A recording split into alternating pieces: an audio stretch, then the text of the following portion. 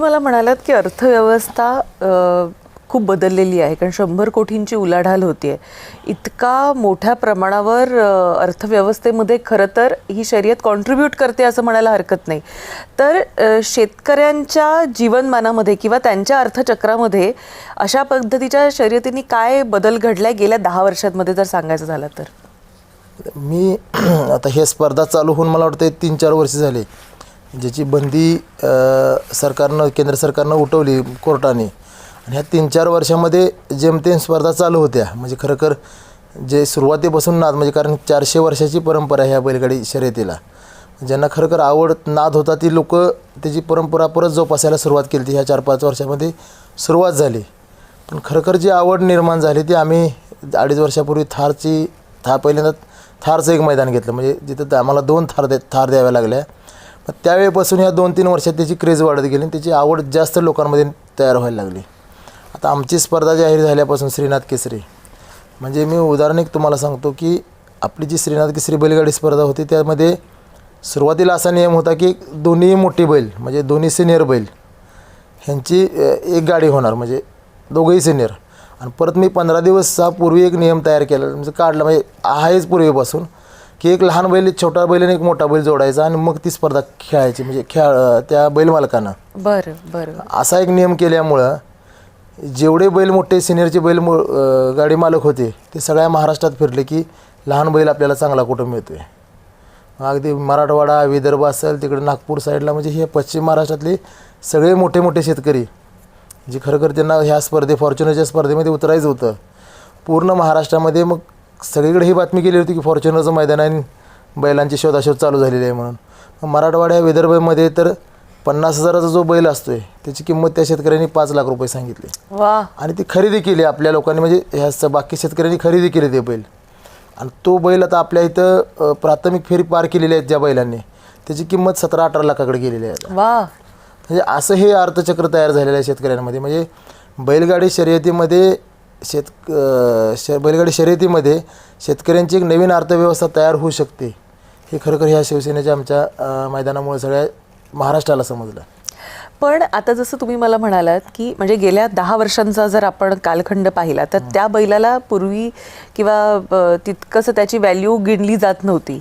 एक 10 वर्षांपूर्वी, गेल्या 5-1 वर्षांमध्ये हा ट्रेंड बदलला आणि खास करून गेल्या 2 ते 3 वर्षांमध्ये ज्या बैलाची किंमत अगदी मला वाटतं 10-12 हजार असेल तो आता जवळपास 10 लाखापर्यंत गेला, 10 लाखापर्यंत गेलाय. म्हणजे 10 पटीनं, म्हणजे प्रचंड वाढलेलं, 100 पटीनं वाढलेलं आहे. म्हणजे तेच मी म्हणत होते की गेल्या 10 वर्षांमध्ये 100 पटीनं अशा पद्धतीनं वाढणं हे इटसेल्फ एक द्योतक आहे की अशा पद्धतीनं रिव्हॅल्युएशनच, म्हणजे एक प्रकारचं रिवॅम्प केलेलं आहे तुम्ही हे अख्खं सेक्टर, म्हणजे हा खेळ असं जर बघायला म्हटलं. तेच म्हणतो की सगळ्यांना दिसत असताना आज पुढची BMW दिसायला लागले, ह्या 2 फॉर्च्युनर थार्स आहेत. मी सुरुवातीला सांगितलं की जेवढी बक्षिसं मोठी तेवढ्या बैलांना किमती मोठ्या मिळतात आणि तेवढा मोठा फायदा हा शेतकऱ्यांना होतो आहे.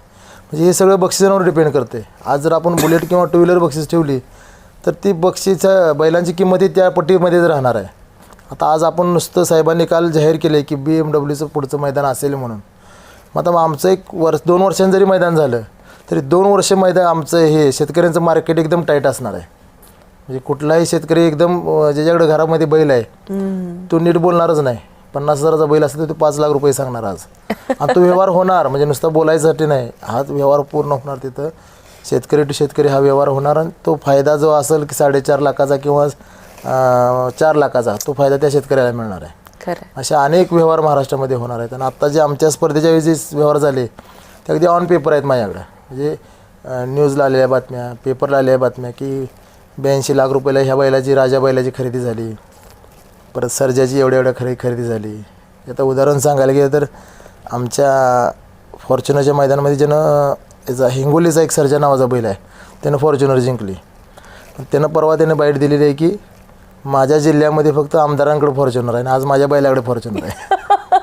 म्हणजे हे, आणि त्यानं दुसरी एक बाईट दिली की माझ्यावर 15 लाखाचं कर्ज झालेलं होतं, पण माझ्या बैलानं ते सगळं फेडलं म्हणायचं, आणि किंवा मग ते वेगळं नाव दिलं त्यानं. म्हणजे हे खरं शेतकऱ्यांना असे हजारो शेतकरी, म्हणजे आपल्या स्पर्धेमध्ये जवळजवळ 2,000 गाड्यांनी सहभाग घेतला होता. म्हणजे 4,000 बैल आपल्या स्पर्धेमध्ये आले, म्हणजे 4,000 शेतकरी आपल्या तिथं, हा प्रत्येकाला हा फायदा मिळालेला आहे. म्हणजे एकीकडे आपण ह्याच्यामध्ये दोन गोष्टी आहेत की एकतर तुम्ही गावाला राहून देखील ज्यांची शेती आहे, ज्यांच्याकडे बैल आहे, ते ह्या स्पर्धेमध्ये भाग घेऊ शकतात आणि कोणीही या स्पर्धेत भाग घेऊ शकतं ज्याचा बैल त्या फिट तुमच्या ह्याच्यामध्ये बसत असेल क्रायटेरियामध्ये.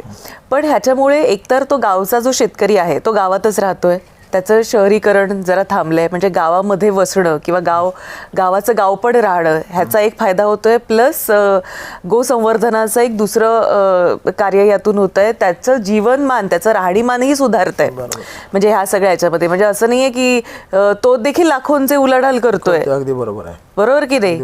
आणि लाखों काय म्हणजे आता तर करोडोच्या गाड्या त्याच्याकडे येतात, म्हणजे असं असताना तो गाव का सोडेल आपलं. उदाहरण जर घ्यायला तर आज बकासूर नावाचा एक बैल बरं पुण्यामध्ये जो आहे हा, त्याची आज 3.5 कोटी रुपये किंमत आहे त्याची. बरं हे नुसतं बोलायचं नाही तर हे जर आज आपण त्याची जर विक्री करणार आहे म्हणून जर आपण नुसती एक बातमी जर बाहेर काढली तर 3.5 कोटी रुपये घेऊन 300 माणसं उभं राहतील की मला बकासूर घ्यायचा आहे म्हणून. बापरे, एवढी क्रेज ह्या बैलांची आहे, ह्या बैलाची पण आहे आणि एवढ्या किमती पण आहेत.